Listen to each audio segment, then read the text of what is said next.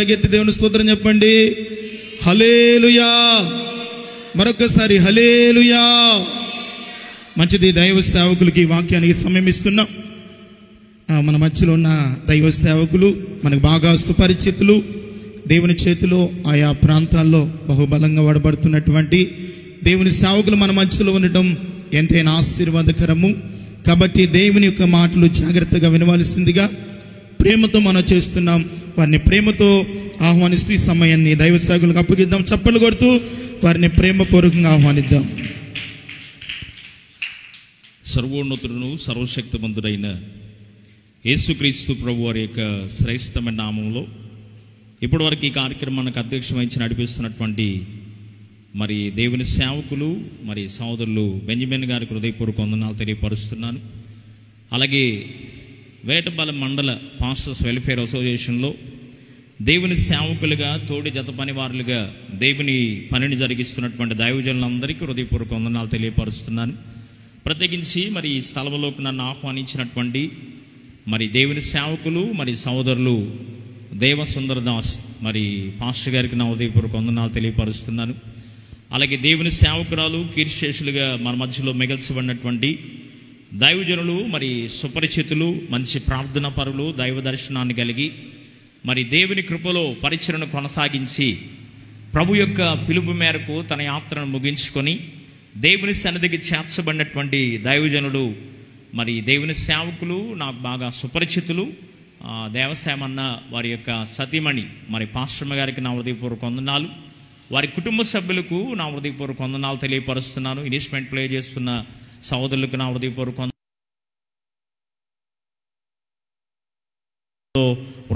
వందనాలు తెలియపరుస్తున్నాను. మరి దేవుని వాక్యాన్ని కొద్ది నిమిషాలు మీ మధ్యలో అందించడానికి కొరకై దేవుడు నాకు ఇచ్చిన అవకాశాన్ని సద్వినియోగం చేసుకోవడానికి ఆశిస్తున్నాను. మరి కొద్ది సమయం దేవుని వాక్యాన్ని మనం ఆలకిద్దాం. రండి, దేవుని వాక్యంలో నుండి పరిశుద్ధ గ్రంథమైన బైబిల్లో నుండి ఆదికాండ గ్రంథం 24వ అధ్యాయం, ఆదికాండ గ్రంథం 24వ అధ్యాయము మొదటి వచనాన్ని చదువుకుందాం. ఆదికాండ గ్రంథం 24వ అధ్యాయము మొదటి వాక్యాన్ని చదువుకుందాం. అబ్రహాము బహుకాలము గడిచిన వృద్ధుడైండెను, అన్ని విషయములలోనూ యెహోవా అబ్రహామును ఆశీర్వదించెను. తల్ల వంచి కళ్ళు మూసుకున్నట్లయితే ఒక చిన్న ప్రార్థన చేసుకుందాం. పరిశుద్ధాత్మ దేవుడు, వాక్యమయున్న దేవుడు మనతో మాట్లాడి మన బలపరుచున్నట్లుగా ప్రభు పాసనదిలో కొద్ది నిమిషాలు మరి దేవుని వాక్యము ద్వారా ప్రభు మన బలపరుచున్నట్లు మరి హృదయపూర్వకంగా ప్రభు పాసనదిలో చిన్న ప్రార్థన చేసుకుందాం. సకలాశీర్వాదములకు కారణభూతుడ, సర్వశక్తి మిక్కిలి కృప కలిగిన మా ప్రియ పరలోకపు తండ్రి, నీ పరిశుద్ధ పాదములకు వెలలేని స్తుతులు స్తోత్రములు చెల్లిస్తున్నాం. నమ్మదగిన దేవుడిగా నీవుండి హోలీ గాస్పెల్ చర్చి మార్చి నిర్వహించబడుతున్నటువంటి ఈ సువార్త ఉజ్జీవ సభల్లోని 2వ రోజు పగటి కాల సమయంలో నిదాసునిగా వారిని మీరు ప్రేరేపించగా ఈ స్థలములోకి రావడానికి మీరు చూపిన కృపను బట్టి మిమ్మల్ని స్తుతిస్తున్నాం. నమ్మదగిన దేవుడిగా మీరున్నారు నాయన. నీ దాసుడు నాయన విడిచి వెళ్ళిన పరిచర్యను తన కుమారుడుగా ఉన్న నీ దాసులు దేవసుందర దాసుని కూడా కృపతో జ్ఞాపకం చేసుకోమని, ఎంతోమంది దైవజనుల ప్రార్థన, సంఘ ప్రార్థన మీరు ఆలకించి నాయన పరిచర్యను మీరు కొనసాగింపజేస్తున్న వాడవు నీవని నిన్ను స్తుతిస్తున్నాను నాయన. చదవబడిన లేఖముల నుండి కొద్ది నిమిషాలు మాతో మీరు మాట్లాడి కేవలం మీ ఘనమైన నామానికి మాత్రమే మహిమయు ఘనతయు ప్రభావాలు మీరు చెల్లించుకొని కృప చూపించమని యేసు పరిశుద్ధ నామములో అడిగి వేడుకొనుచు ప్రార్థించుచున్నాము తండ్రి, ఆమేన్. నాతో మాట్లాడు ప్రభువా, నీవే మాట్లాడుమయ్యా. కలిసి పాడదాం. నాతో మాట్లాడు ప్రభువా, నీవే మాట్లాడుమయ్యా. నీవు పలికితే నాకు మేలయ్యా యేసయ్యా, నీవు పలికితే నాకు మేలయ్యా. నీ దర్శనమే నాకు చాలయ్యా, నీ దర్శనమే నాకు చాలయ్యా. నా నాతో మాట్లాడు ప్రభువా, నీవే మాట్లాడుమయ్యా. నీ వాక్యమే నన్ను నడిపించేది, నా మార్గములో వెలుతురు చూపేది. నీ వాక్యమే నన్ను నడిపించేది యేసయ్యా, నా మార్గములో వెలుతురు చూపేది. నీవు పలికితే నాకు మేలయ్యా, నీవు పలికితే నాకు మేలయ్యా. నీ దర్శనమే నాకు చాలయ్యా, నీ దర్శనమే నాకు చాలయ్యా. నాతో మాట్లాడు ప్రభువా, నీవే మాట్లాడుమయ్యా, మాతో మాట్లాడుమయ్యా. హల్లెలూయా. దేవుని పరిశుద్ధ నామానికి మహిమ కలుగునుగాక. మరొకసారి నన్ను ఈ స్థలంలోకి ఆహ్వానించినటువంటి హోలీ గాస్పెల్ చర్చి మరి దేవుని సేవకురాలు, వారి యొక్క కుమారుడు, వారి కుటుంబ సభ్యులకు ఈ కార్యక్రమానికి అధ్యక్షం వహించి నడిపిస్తున్నటువంటి దైవజనులకు మరొకసారి నా హృదయపూర్వక వందనాలు తెలియపరుస్తున్నాను. చదవబడిన దేవుని వాక్యంలో ఆదికాండ గ్రంథం 24వ అధ్యాయము మొట్టమొదటి వచనంలో ఇలాగ రాయబడతా ఉంది. అక్కడ ఏమనుంది అంటే, అబ్రహామును దేవుడు అన్ని విషయములలో ఆశీర్వదించెను. సహజంగా లోకంలో ప్రయాణం చేస్తున్న విశ్వాసులు కానీ అవిశ్వాసులు కానీ లోకస్తులు కానీ మరి ఏ జాతికి సంబంధించిన వారైనా ఏ తెగకు సంబంధించిన వారైనా ప్రతి వారు వారి యొక్క జీవితంలో కోరుకుంటున్నటువంటి ప్రాముఖ్యమైనటువంటి అనుభవం ఏంటి అంటే ఆశీర్వాదాన్ని కావాలి అని. ప్రతి వారు మేము శాపగ్రస్తులుగా మిగల్చబడాలి, లేకపోతే దుఃఖమే మా జీవితంలో ఉండాలి, కన్నీరే మా జీవితంలో ఉండాలి, సమస్య మా జీవితంలో ఉండాలని ఎవరు కోరుకోరు. కానీ ప్రతి వారు ఆశిస్తున్నటువంటి ప్రాముఖ్యమైనటువంటి సంగతి ఏంటి అంటే, నేను ఆశీర్వాదకరంగా ఉండాలి, నా కుటుంబం ఆశీర్వాదకరంగా ఉండాలి, నేను చేస్తున్న పరిచర్య దీవెనకరంగా ఉండాలి అని ఆశీర్వాదాల కొరకు ఆశిస్తూ వారి యొక్క వివిధమైనటువంటి ప్రయత్నాలు చేస్తున్న వారు లోకములో మనకు కనబడతారు.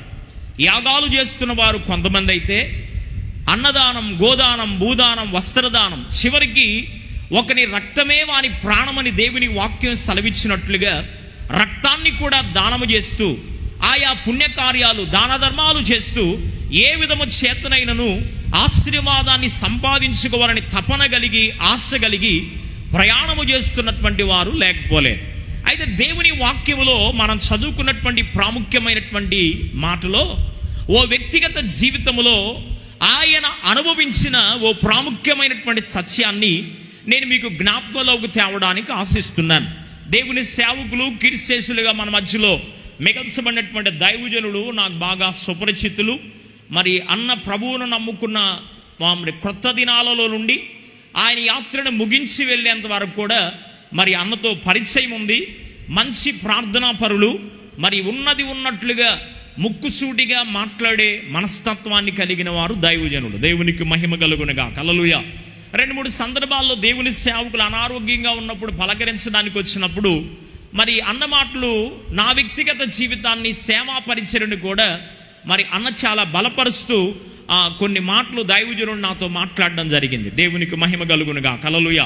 ఆయన మాటలో నాకు అర్థమైనటువంటి ఓ అనుభవం ఏంటి అంటే, ప్రార్థన చేస్తూ దైవ దర్శనాన్ని కూడా పొందుకున్నానని ఆయన చెప్తున్నటువంటి మాటలు బట్టి నేను అర్థం చేసుకోగలిగాను. ఒకసారి దేవునికి స్తోత్రం చేద్దాం. హల్లెలూయా.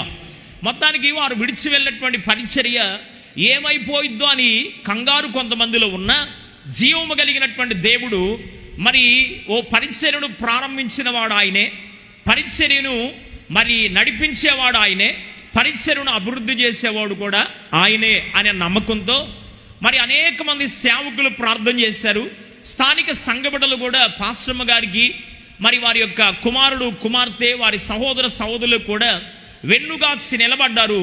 మరి మీరందరూ చేసిన ప్రార్థన అల్పుడైన నేను కూడా మరి దేవుని సన్నిధిలో మరి అన్న దేవుని సన్నిధికి చేర్చబడిన తరువాత మరి ఆ పరిసరని అలా విడిచిపెట్టదు ప్రభువా.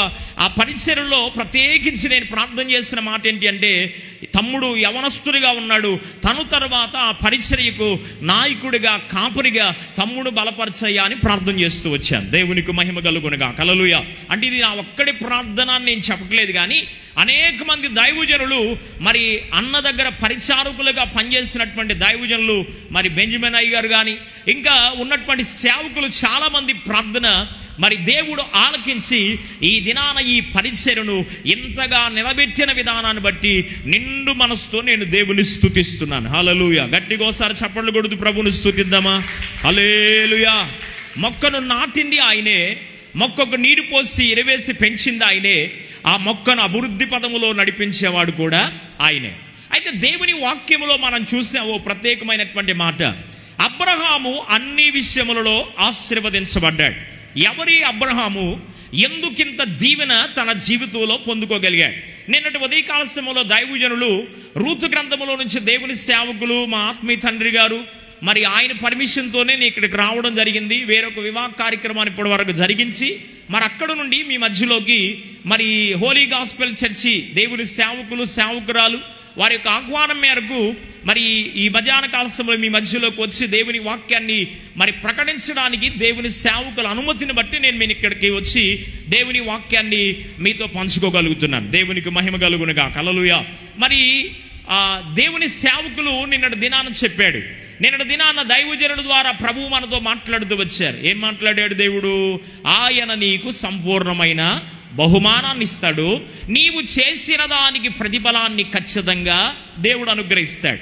రాత్రి దేవుని సేవకులు మాట్లాడుతూ ఆయనకు విరోధంగా నేనున్నాను, ఆయనకు విరోధంగా నేను ఉండడానికి కారణం ఏంటి అంటే నా వ్యక్తిగత జీవితంలో ఉన్న కొన్ని లోపాలు, కొన్ని పాపాలు, కొన్ని అవిధేయకరమైన నా జీవితంలో ఉన్న కొన్ని పరిస్థితులను బట్టి నా దేవుడు నాకు విరోధమైపోయాడు అని రాత్రి దైవజనుల ద్వారా మనం హెచ్చరించబడ్డాం, సరిచేయబడ్డాం. దేవునికి మహిమ కలుగునుగా. హల్లెలూయా. మరి ఉదయకాల సమయంలో అబ్రహాము జీవితం మనందరికీ సుపరిచితమే. నేను సండే స్కూల్ స్థాయి నుంచి ఇప్పుడు దేవుని సేవ చేస్తూ దరిదాపుగా 26 సంవత్సరాలు దేవుని సేవకు వచ్చి నేను ప్రైజ్ ది లార్డ్. హల్లెలూయా. కొన్ని వందల వేల సార్లు అబ్రహాము గారి యొక్క జీవిత చరిత్ర అభిషక్తులైనటువంటి దేవుని సేవకులు చెప్తూ ఉండగా వారి నోట విని బలపరచబడినటువంటి అనుభవాలు ఎన్నో అబ్రహాము జీవితం ద్వారా నేను నేర్చుకున్నాను. దేవునికి మహిమ కలుగునుగా. హల్లెలూయా. అయితే అబ్రహామును అన్ని విషయములలో దేవుడు ఆశీర్వదించాడని మనం చదువుకున్నాం కదా.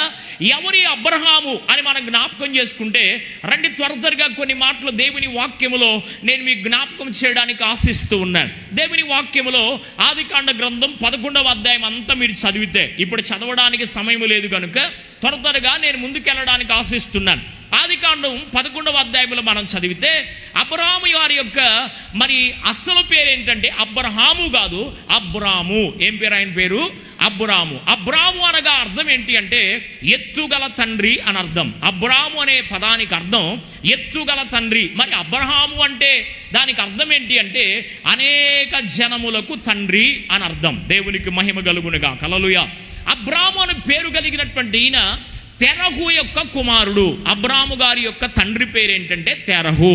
తెరహు అనేటువంటి ఆయన మెసొపొటేమియా దేశములో కల్దీయుల పట్టణం అనే ఓ చిన్న గ్రామానికి లేక ఊరు అనేటువంటి ఆ ప్రాంతానికి సంబంధించిన వాడు. ఈ పట్టణము అర్ధచంద్రాకారముగా ఉంటుందని చరిత్ర జ్ఞాపకం చేస్తూ ఉంది. వీరు ఎవరు అంటే విగ్రహారాధికుడిగా ఉన్నాడు ఈయన. బొమ్మలు ఆయన చేస్తున్న వృత్తి, ఆయన జీవనాధారం ఏంటంటే ఇప్పుడు మన జీవనాధారంగా రకరకాల వృత్తులు, వ్యాపారాలు, ఉద్యోగాలు ఎలాగైతే ఉన్నాయో అబ్రాము గారి యొక్క కుటుంబీకులు, వారి వంశస్థులు మరి వారు చేస్తున్నటువంటి వృత్తి ఏంటి అంటే వారి జీవనాధారం ఏంటి అంటే బొమ్మలు చేసేవారు, బొమ్మలు అమ్ముకుంటూ బ్రతికేవారు. దేవునికి మహిమ కలుగునుగా. హల్లెలూయా. అయితే బొమ్మలు చేస్తూ బొమ్మలు అమ్ముకుంటూ జీవిస్తున్నటువంటి అబ్రాము గారి యొక్క జీవితంలో సత్యాన్వేషణ కలిగిన వ్యక్తి కనుక ఆయనకు ఒక ఆశ ఉండేది, ఆయనకు ఒక తపన ఉండేది. అది ఏంటి అంటే ప్రతిరోజు ఆ బొమ్మలు చేస్తూ నాతో మాట్లాడండి, నాకెళ్ళి చూడండి, నన్ను పలకరించండి, నాతో మాట్లాడే మరి ఎవరైనా మీలో నేను చేస్తున్నాను కదా, నేను మిమ్మల్ని తయారు చేస్తున్నాను కదా, ఎవరైనా నాతో మాట్లాడొచ్చు కదా అని ప్రతిరోజు తాను చేస్తున్న బొమ్మలతో మాట్లాడేటువంటి అనుభవాన్ని కలిగిన వాడు అని దేవుని వాక్యములో మనం గమనించగలం. ఈ విధంగా ఆయన అబ్రాము బొమ్మలతో మాట్లాడుతూ ఉండగా ఒక దినాన కోపం వచ్చింది ఆయనకి. ప్రతిరోజు నేను మాట్లాడమని అడుగుతున్నానే, ప్రతిరోజు నాతో మాట్లాడని నేను ఆశిస్తున్నానే, ప్రతిరోజు నాతో మాట్లాడమని అడుగుతున్నా, ఏ ఒక్క బొమ్మ కూడా నాతో మాట్లాడట్లేదని ఆయన ఏం చేశాడంటే ఒక కర్ర పట్టుకొని ఆ బొమ్మలన్నిటినీ తొత్తనీయులుగా పలగొట్టేశాడు. దేవునికి మహిమ కలుగునుగా. హల్లెలూయా. ఇప్పుడు పలగొట్టిన తర్వాత ఈయన ఒక పెద్దగా కేక వేస్తూ ఏమడిగాడు అంటే, మాట్లాడే దేవుడు ఎవరైనా ఉంటే వాళ్ళు నాకు ప్రత్యక్షమవ్వాలి అని అడిగాడు. ఒకసారి గట్టిగా దేవునికి స్తోత్రం చెప్పు. హల్లెలూయా. మాట్లాడే దేవుడు ఎవరైనా ఉంటే నాతో మాట్లాడమని అడిగితే అప్పుడు జీవము కలిగిన దేవుడు, సృష్టికర్త అయిన దేవుడు, బలపరిచే దేవుడు నేనున్నాను అని అబ్రాముతో మాట్లాడుతూ వచ్చాడు. దేవునికి మహిమ కలుగునుగా. హల్లెలూయా. ఈ యొక్క సంగతులు 11వ అధ్యాయంలో మనకు కనబడతాయి. ఈ విధమైనటువంటి సంఘటనలు జరిగిన తర్వాత అబ్రాము మరి దేవుని యొక్క ప్రత్యక్షతను అనుభవించిన వాడై అబ్రహాము దేవుని చేత మరి నేనున్నానని ఆయన చెప్పగా మోషేతో దేవుడు అంటాడుగా, నీ దేవుడేడనుచు నన్నడుగుచున్నారు, ఎక్కడున్నావని చెప్పను, ఎలా ఉంటావని చూపను. నీ దేవుడు ఏడని నన్ను అడుగుతున్నారయ్యా, నీవెక్కడున్నావని చెప్పాలి, నీవు ఎలా ఉంటావని చెప్పాలి అంటే మోషేతో దేవుడు మాట్లాడిన మాట మనందరికీ తెలుసు, నేను ఉన్నవాడను ఆమేన్ అనేవాడనని చెప్పమన్నాడు. దేవునికి మహిమ కలుగునుగా. హల్లెలూయా. ఇప్పుడు ఉన్నవాడనై ఉన్నటువంటి దేవుడు అబ్రాముతో మాట్లాడుగా అబ్రహాము దేవుని యొక్క పిలుపు విధేయుడై మరి యొక్క తన కుటుంబ సభ్యులతో సహా దేవుడు చూపించుతున్న ప్రాంతానికి బయలుదేరి వెళుతూ ఉండగా తను తన కుటుంబ సభ్యులు, తల్లిదండ్రులు, సహోదరులు వారి కుటుంబ సభ్యులతో కలిసి బయలుదేరి వెళుతూ ఉన్నప్పుడు మరి ఊహించినటువంటి కొన్ని పరిస్థితులు తాను ఎదుర్కోవాల్సి వచ్చింది. జాగ్రత్తగా వింటున్నారని నేను వింటున్నారా? మరి ఆ జాగ్రత్తగా బయలుదేరి వాళ్ళు వెళుతూ ఉండగా మార్గ మధ్యములో అవాంతరం ఎదురైంది. అదేంటి అంటే వారి తల్లిగారు చనిపోయారు. ఎవరు చనిపోయారు? అబ్రహాము గారి యొక్క అమ్మగారు చనిపోయారు. అబ్రాము యొక్క అమ్మ చనిపోయినప్పుడు ఆ కార్యక్రమాలన్నీ ముగించుకొని మరలా తిరిగి ముందుకు యాత్రను కొనసాగించాడు. ఒకవేళ నా జీవితంలో గనుక దేవుడెవరో, నిజ దేవుడెవరో తెలుసుకున్న తర్వాత, సత్యదేవుడెవరో తెలుసుకున్న తర్వాత, యథార్థమైనటువంటి దేవుడెవరో తెలుసుకున్న తర్వాత, నీతో మాట్లాడుతున్న దేవుడెవరో తెలుసుకున్న తర్వాత, ఒకవేళ ఇలాంటి అవాంతరం ఏదైనా మన జీవితాల్లో ఎదురైతే మనకు మనంగా హృదయ పరిశీలన చేసుకోగలిగితే ముందుకు ఒక్క అడుగు కూడా సాగదు. ఎందుకో తెలుసా? నేను ఆరాధించే దేవుళ్ళు, దేవతలు ఎంతో మంది ఉన్నా, నేను కొలిచేవారు ఎంతో మంది ఉన్నా, వారందరిని వదిలిపెట్టి నిజదేవుడు అని, సత్యదేవుడు అని, జీవము కలిగిన దేవుడు అని నేను నిన్ను వెంబడిస్తూ వచ్చినందుకు నా తల్లిని నీవు బలిగా తీసుకున్నావు కనుక ఇక నీ దేవుడొద్దు, నాకేమొద్దని వెనక్కి వెళ్ళిపోయే వాళ్ళమే. దేవునికి మహిమ కలుగును గాక. అయితే అబ్రాము అలాగూ వెనక్కు వెళ్ళలేదు. దేవుని కృపను బట్టి మరి దేవుని పిలుపుకు లోబడినటువంటి వాడై ముందుకు సాగుతూ ఉన్నాడు. ఇంకొద్ది దూరం ప్రయాణము చేశారు.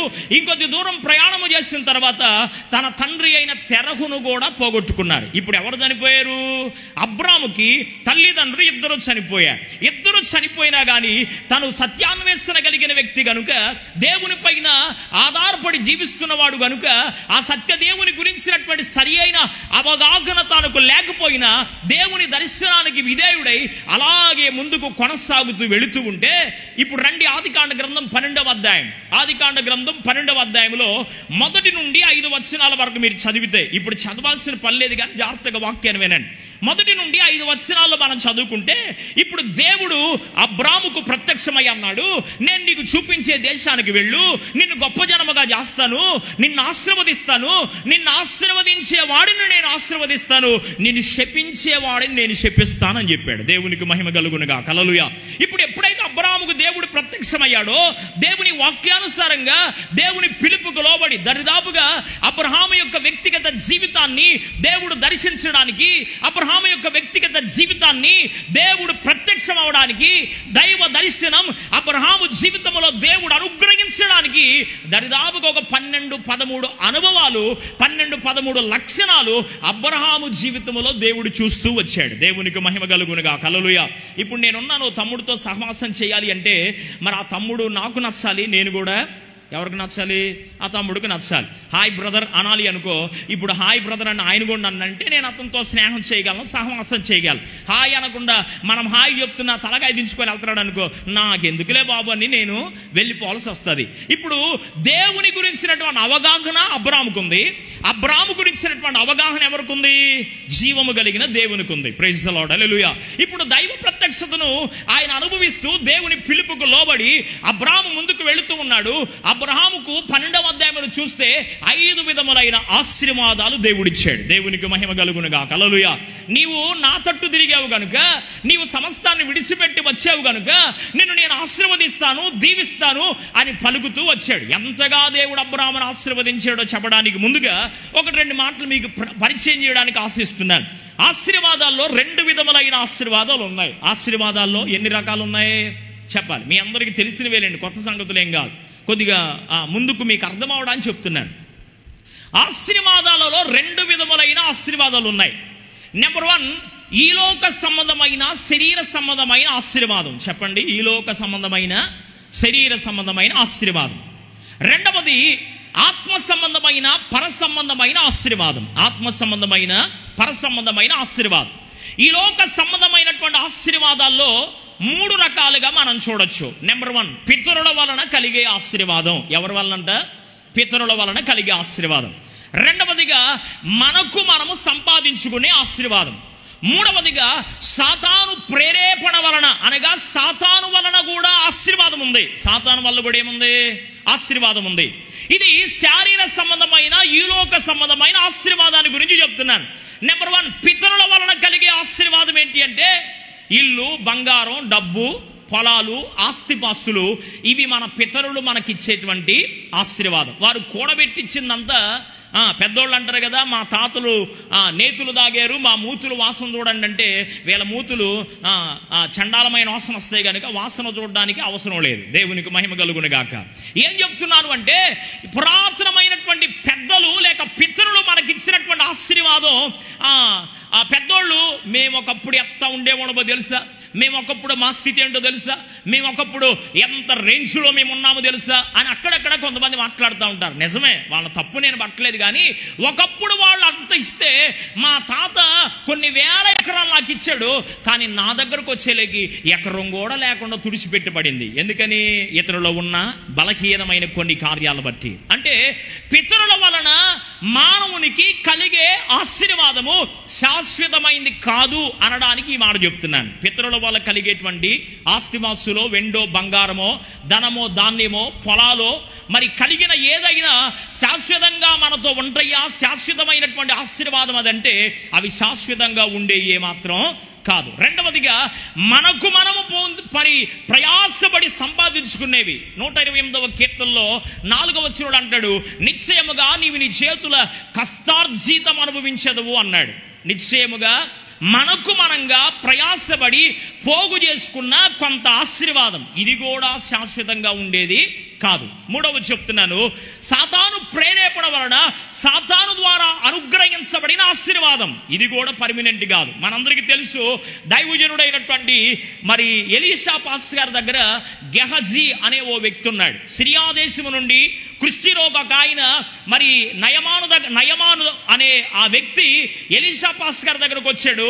ఎలీషా గారి దగ్గరకు వస్తూ సీనారు వస్త్రాలు, వెండి, బంగారం, కొద్దిగా ధనము, సైన్యాధిపతి కనుక ఎంతో పేరు ప్రఖ్యాతులు కలిగిన వాడు కనుక తనకు కలిగినవి దైవజనుడికి సమర్పించడానికి వచ్చాడు. అయితే దైవజనుడు ఏమన్నాడంటే, నీ వెండి నాకు అవసరం లేదు, నీ బంగారం నాకు అవసరం లేదు, నీ సీనారు వస్త్రాలు నాకు అవసరం లేదు, నీకు కలిగిన నాకేమీ అవసరం లేదు, కానీ నేను చెప్పిన పని నువ్వు చేయమన్నాడు. దేవునికి స్తోత్రం చెప్పు. హల్లెలూయా. ఎవరు చెప్పింది చేయాలి? దైవజనుడు చెప్పిన మాట వినాలి. సంఘము దేవుని సేవకులు చెప్పిన మాట వినాలి. వాళ్ళు చిన్నోళ్ళైనా పెద్దోళ్ళైనా ఎవరైనా సరే మీకును దేవునికి మధ్యవర్తి ఎవరంటే దైవజనుడే. నీకు నాకు మధ్యవర్తి ఎవరు? దేవుని సేవకుడు. కనుక ఇప్పుడు దేవుని సేవకుడు దేవుని దగ్గర ప్రార్థించి నీకేది చెప్తున్నాడో, నీవు ఆశీర్వాదకరంగా ఉండడానికి, నీవు దీవెనకరంగా ఉండడానికి ఏదైతే దైవజనుడు నీతో మాట్లాడుతున్నాడో ఇది ఎవరి మాటగా నమ్మాలి? ఇప్పుడు దైవజనుడు చెప్పాడు, నువ్వు యొర్దాను నదిలోకి వెళ్ళి 7 సార్లు మునగమన్నాడు. ఎన్నిసార్లు? 7 సార్లు మునగమన్నాడు. ఇప్పుడు 7 సార్లు మునగమంటే మొదటిసారి మునిగాడు, చూసుకున్నాడు, పెద్దగా దేహంలో మార్పు ఏమి రాలా. ఇలాగో 6 సార్లు మునిగి లేచాడు కానీ పెద్దగా తన శరీరములో దేహంలో మార్పు ఏమి రాలేదు. ఇప్పుడు 7వసారి మునిగి లేవగానే పసిపిల్లవాని దేహం వంటిది అయిపోయిందంట. ఒకసారి చప్పట్లు కొట్టి దేవుని నామం మహిమపరచండి, గట్టిగా కొట్టాలి. హల్లెలూయా. ఎప్పుడైతే అద్భుతమైనటువంటి కార్యము జరిగిందో దైవజనుడి దగ్గరకు వచ్చి అయ్యా ఈ తీసుకయ్యా అంటే నాకేం అవసరం, నువ్వు ప్రశాంతంగా వెళ్ళి అన్నాడు. దేవునికి మహిమ కలుగును గాక. వెళుతూ ఉండగా అక్కడే ఉన్నాడుగా గెహజీ. వినండి జాగ్రత్తగా, అక్కడే ఉన్నాడు గెహజీ. అక్కడే ఉండి మరి దైవజనుడిని అడగొచ్చుగా, అయ్యా నువ్వంటే పెద్ద పాస్టర్ గారివి, స్థిరపడిపోయావు, నీకు అన్నీ ఉన్నాయి, నేను నీ కింద అసిస్టెంట్ పాస్టర్గా ఉన్నాను కదా, నా పరిస్థితి ఇలాగ ఉందయ్యా, కొద్దిగా అయ్యాయో నువ్వు తీసుకోపోతే నాకన్నా ఈమని చెప్తే ఒకవేళ ఎలీషా పాస్టర్ గారు చెప్పేవాళ్ళేమో. దేవునికి మహిమ కలుగునుగా. హల్లెలూయా. ఆ మాట ఏం చెప్పకుండా అట్లాగే నిలబడి ఉన్నాడు. ఇక ఈయనకేమనిపించిందంటే వీళ్ళు పెద్దోళ్ళు నాయకులు చూసుకోవడమే కానీ అసిస్టెంట్ పాస్టర్లు ఏం చూడలేదని ఒకవేళ ఆ పరిస్థితి వచ్చిందేమో. అట్లాగూ కొనసాగి ఆయనతో పాటుగా పరిగెత్తుకుంటా వెళ్ళి ఎలీషా ప్రవక్త ఏవైతే వద్దు అనుకున్నాడో సమస్తాన్ని సాతాను ద్వారా ప్రేరేపించబడి సమస్తాన్ని తీసుకొచ్చుకున్నాడు. దేవునికి మహిమ కలుగును గాక. తీసుకొచ్చాడు, ఇంట్లో పెట్టాడు. ప్రవక్త దగ్గరికి వచ్చి నిలబడంగానే ప్రవక్తతో అప్పుడైనా నిజము చెప్పవలసింది. అప్పుడు కూడా ఏం చెప్పి ఆడికి వెళ్ళి వచ్చావయ్యా అన్నాడుగా. ఎక్కడికి వెళ్ళొచ్చావు నువ్వంటే నేను ఆడికి వెళ్ళాను, ఏడే ఉన్నానుగా, బయటే ఉన్నా, నేను ఆడికి వెళ్ళలా అని చెప్తున్నాడు. తప్పితే అయ్యా ఇదిగో నువ్వు వద్దనుకున్నావు కానీ నాకేదో ఆశ కలిగిందయ్యా, అందుకని నేను కొద్దిగా సెటిల్ అవ్వడానికి, కొద్దిగా అప్పులు ఉన్నాయి, కొద్దిగా బాధలు ఉన్నాయి, అవి సెట్ అవ్వడానికి కొరకే నేను వెళ్ళి ఇవి తెచ్చుకున్నానయ్యా అని ఒక్క మాట దైవజనుడితో అంటే ప్రాబ్లం ఉండేది కాదు. Praise the Lord. హల్లెలూయా.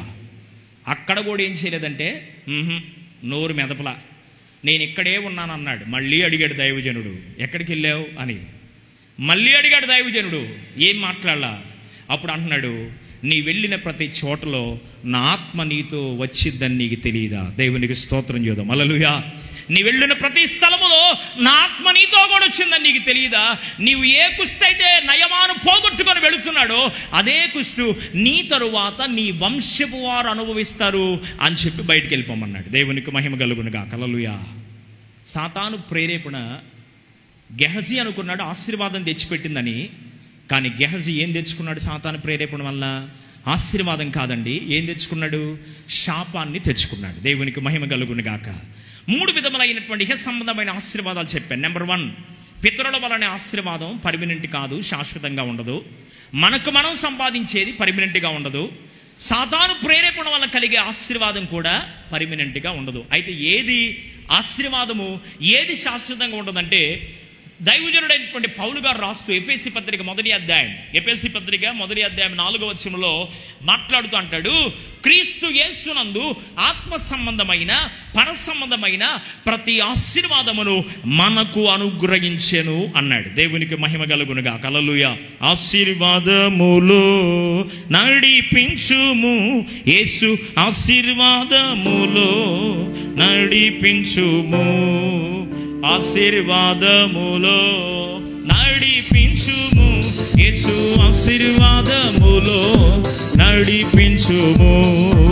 ఆశీర్వాదం ఆశీర్వాదం ఆశీర్వాదము యేసయ్యా, ఆశీర్వాదం ఆశీర్వాదం ఆశీర్వాదము, ఆశీర్వాదం ఆశీర్వాదం ఆశీర్వాదము యేసు, ఆశీర్వాదం ఆశీర్వాదం ఆశీర్వాదము, ఆశీర్వాదములో నడిపించుము యేసు, ఆశీర్వాదములో నడిపించుము యేసు, ఆశీర్వాదములో నడిపించుము.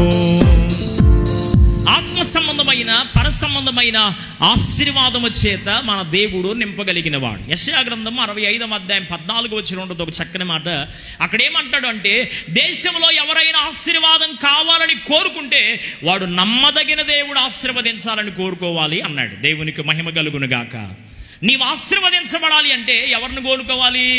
దేశంలో నమ్మదగిన వారు ఎవరూ లేడు, దేశంలో నమ్మదగిన దేవుడు ఎవరూ లేడు. మనం ఆరాధిస్తున్న యేసుక్రీస్తు ప్రభువారు మాత్రమే నమ్మదగిన దేవుడు. దేవునికి మహిమ కలుగునుగా. హల్లెలూయా.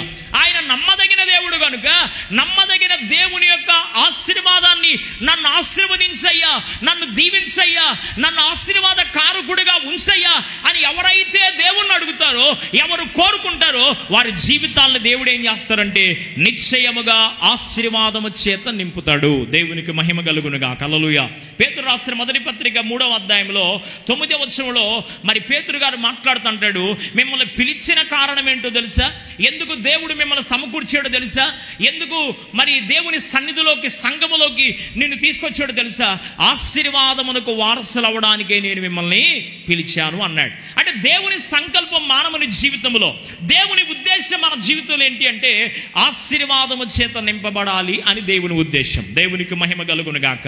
అయితే ఆత్మ సంబంధమైన, పర సంబంధమైన ఆశీర్వాదం ఏంటో దేవుని వాక్యములో మనం జ్ఞాపకం చేసుకోవచ్చు, కానీ సమయం లేదు కనుక ఈ లోక సంబంధమైన ఆశీర్వాదం శాశ్వతము కాదు అని తెలుసుకున్నాం. పర సంబంధమైనటువంటి ఆశీర్వాదం ఎలాగుంటుందంటే దేవుని వాక్యంలో దినవృత్తాంతముల మొదటి గ్రంథం 17వ అధ్యాయము 27వ వచనం 28వ వచనం.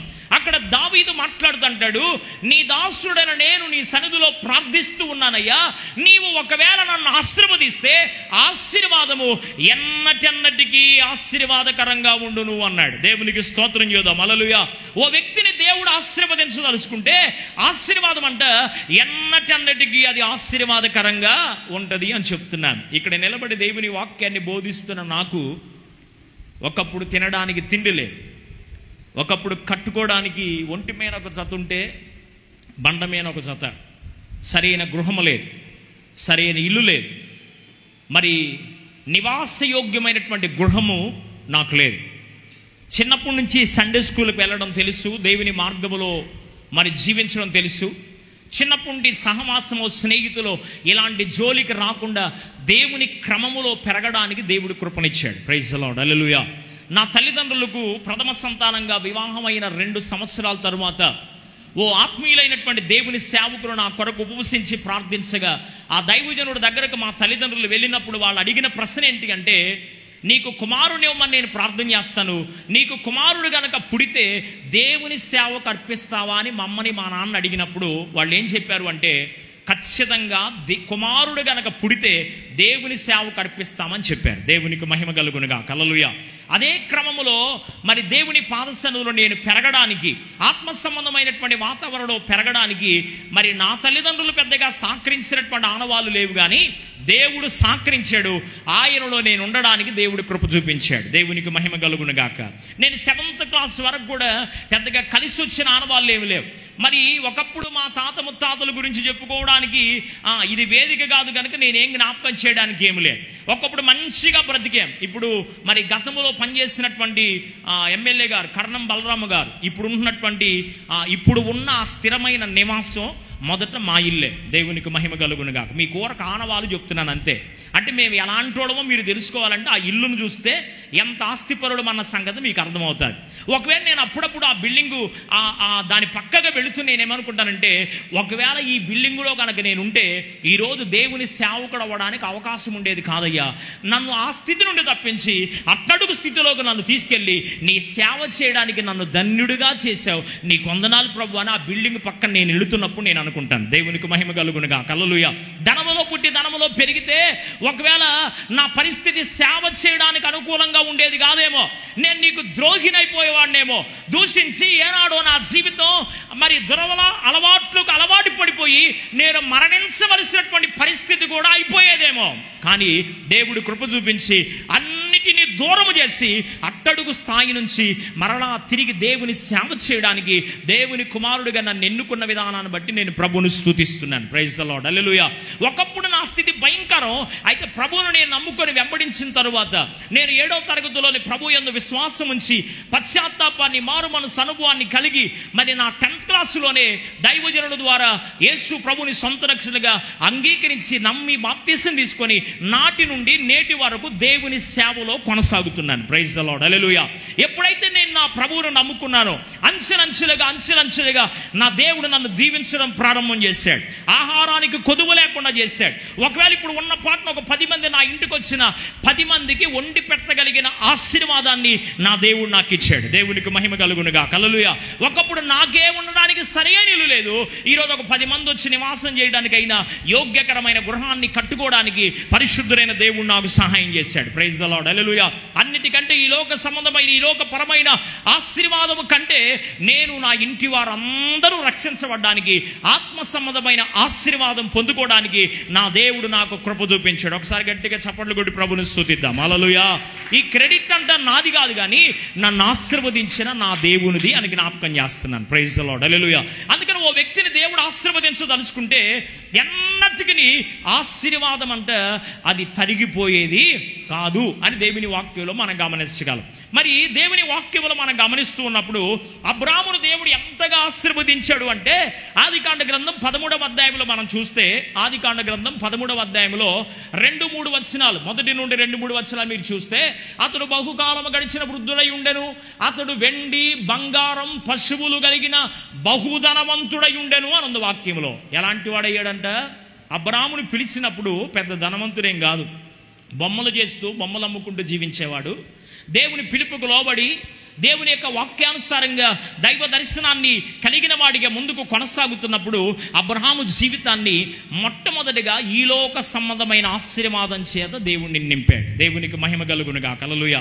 మనం కూడా ప్రభు దగ్గరికి వచ్చినాక ముందే ఆశీర్వాదం ఇస్తారంటే, ఇదిగో మందిరానికి వెళ్తున్నారు, కూటికి లేకుండా ఉన్నారు, గుడ్డ లేకుండా ఉన్నారు, వస్త్రాలు లేకుండా ఉన్నారు, ఇల్లు లేకుండా ఉన్నారని జనము మనల్ని అనుకోకుండా ఉండడానికి మొదట దేవుడు ఏమిస్తారంటే, నిన్ను దేవుడు ఆకర్షించడానికి, నిన్ను దేవుడు సరిచేయడానికి, నీవు దేవుని చేత ఆశీర్వదించబడిన వ్యక్తిని తెలుసుకోవడానికి మొదట ఈ లోక సంబంధమైన ఆశీర్వాదాలు కొన్నిటిని దేవుడు మనకిస్తాడు. దేవునికి మహిమ కలుగునుగా. హల్లెలూయా. ఆ తరువాత ఆత్మ సంబంధమైన ఆశీర్వాదాలు కూడా దేవుడు ఖచ్చితంగా ఇస్తాడు. అయితే అబ్రాహామును దేవుడు ఆశీర్వదించాడు. ఆశీర్వదించిన తర్వాత 13, 14, 15 అధ్యాయాల్లో మనం చదివితే అక్కడ అంటున్నాడు, ఎన్ని ఉన్నా ఏమయ్యా, ఈ లోకపరంగా ఆస్తిపాస్తులు ఇచ్చావు కానీ, ఈ లోకపరంగా నన్ను దీవించావు కానీ, ఎన్ని ఉన్నా ఏం ప్రభువా, నేనేమి లేకుండా ఉన్నానంటే పిల్లలు లేనివాడుగా నేను ఉన్నానయ్యా. 15వ అధ్యాయంలో 2-3 వచనాలు ఈ మాట మనకు కనబడుతుంది. ఎన్ని ఉన్నా నాకేం ప్రభువా, నా ఇంటి పెద్ద దాసుడే కదా, నా ఇంటికి నా ఆస్తిమస్తానికి వారసుడు అయ్యా, నాకంటూ వారసుడు లేదు కదా అని దేవుని దగ్గర ప్రార్థన చేస్తే ప్రభు అంటున్నాడు, నిన్ను నేను అత్యధికంగా ఆశీర్వదిస్తాను, నీలో నుండి నీ వంశపు వారిని నేను బయటికి తీసుకొస్తాను, నీ సంతానం ఆకాశ నక్షత్రముల సంతానం వలె ఉంటుంది, నువ్వు భయపడకు, నేను నీకు కేడముగా ఉన్నానని ప్రభువు మాట్లాడుతూ వచ్చాడు.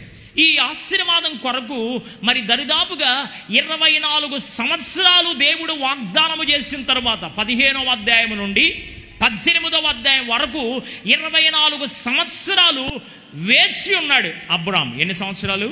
24 ఏళ్ళు. 24 సంవత్సరాలు వేచిన తర్వాత 17వ అధ్యాయంలో మాట్లాడుతూ వచ్చాడు. 17వ అధ్యాయంలో మనం చూస్తే మొదటి 2, 3, 4, 5 వచనాలు, ఆదికాండ గ్రంథం 17వ అధ్యాయము 2, 3, 4, 5 వచనాలు మీరు చూస్తే అక్కడ అంటాడు, నేను సర్వశక్తి కలిగిన దేవుణ్ణి, నేను నాకు అసాధ్యమైనది ఏదీ లేదు అని ప్రభువు మాట్లాడుతుంటాడు. నేను నీ పేరు ఇక మీదట, ఇప్పుడు దాకా అందరూ నిన్నేం పిలిచారు అంటే అబ్రాము అని పిలిచారు. ఇప్పుడు నీ పేరేంటో తెలుసా? ఇక మీదట అబ్రాము కాదు, ఇక మీదట నీ పేరు అబ్రహాము అని పిలిచాడు. దేవునికి స్తోత్రం చేద్దాం. హల్లెలూయా. అబ్రాముగా ఉన్నప్పుడు ఆశీర్వాదాన్ని ఇచ్చాడు. ఇప్పుడు అబ్రహాముగా మార్చబడిన తరువాత కూడా దేవుడు ఏమిచ్చాడు? ఆశీర్వాదాన్ని ఇచ్చాడు. ఆశీర్వాదాన్ని ఇస్తాను అన్నాడు. 18వ అధ్యాయం మొట్టమొదటి వచ్చాడు మనం చూస్తే, మరి సింధూర వనంలో కూర్చొని ఉన్నప్పుడు ముగ్గురు దేవుని దూతలు ఆయన దగ్గరకు వచ్చారు. ఆ ముగ్గురిని చూసి ఆ అబ్రాము ఏమి సంబోధించాడంటే, ప్రభువా నా మీద కటాక్షం ఉంచయ్యా, నన్ను దాటి వెళ్ళిపోవద్దు అని బ్రతిమలాడుకున్నాడు. అబ్రాము దేవుడు ఎంతగా ఆశీర్వదించాడు అంటే 250 గదుల గుడారం అంట. ఎన్ని గదులు ఆయనకి? మనకు ఒక బెడ్రూమ్ అనో, ఒక వంటగది, ఒక హాల్ ఉందనుకో, ఒక పని మనిషే ఉందనుకో, మన కర్మజాలక దేవునికి స్తోత్రం. ఇక మన కళ్ళు కిందండవు, అంత పైనే ఎట్రా అటువో అన్నట్టుకుంటుంది. కానీ అబ్రామును దేవుడు ఎంత ఆశీర్వదించాడో తెలుసా? 250 గదుల గుడారం ఉంది అతనికి, పశు సంపద ఉంది, బంగారం ఉంది, వెండి ఉంది, ధనధాన్యాలు ఉన్నాయి. 318 మంది పనోళ్ళు ఉన్నారంట. ఎంతమంది? ఒకళ్ళిద్దరు కాదండు. ఎంతమంది? 318 మంది పనివారు. తన ఇంట పుట్టి పెరిగి పని చేస్తున్న వారు 318 ఉన్నారు. ఇంకా మిగతా వాళ్ళు ఎంతమంది ఉన్నారో దేవుని వాక్యం చదివితే బాగా అర్థమైంది. ప్రైజ్ ది లార్డ్, హల్లెలూయా. అంతగా దేవుడు అబ్రామును ఆశీర్వదించిన ఆయన ఆశ ఏంటంటే, అయ్యా నా ఇంటి పెద్దదాసుడైనటువంటి ఎలియాజరు కుమారుడే కదా ఈ ఆస్తంతకు వారసుడు, ఆయనకు అప్పగించి వెళ్తామే కదా నేను ఈ ఆస్తంతా, నాకంటూ వారసులు లేదు కంటే శారమ్మ తొందరపడి హాగరును దగ్గర చేసి వారి ఇరువురు దాంపత్య జీవితం వల్ల ఇష్మాయేలును దేవుడిస్తే, అయ్యయ్యా కాదు ప్రభువా, నాకంటూ కుమారుడు ఇవ్వాలంటే ప్రభువు మాట్లాడి ఇస్సాకును దేవుడు వరముగా ఇచ్చాడు. దేవునికి మహిమ కలుగును గాక. ఇక ఈ చరిత్ర అంతా మనకు తెలుసు కనుక నేను ముందుకెళ్ళడానికి ఆశిస్తున్నాను. ఇలాగున దేవుడు అబ్రామును ఆశీర్వదించాడు. అంటే లోకపరమైనటువంటి పేరు, లోకపరమైనటువంటి అనుభవాలు కలిగినప్పుడు ఆశీర్వదించాడు. అబ్రహాముగా మార్చబడిన తర్వాత, అనేక జనములకు తండ్రిగా ఆశీర్వదించబడిన తరువాత కూడా అబ్రహామును దేవుడు ఆశీర్వదిస్తూ వచ్చాడు. ఇందాక మనం అదే చదివాం. ఆదికాండ గ్రంథం 24వ అధ్యాయము మొట్టమొదటి వచనంలో మనం చదువుకున్నాం కదా, అబ్రహామును అన్ని విషయములలో దేవుడు ఆశీర్వదించాడు.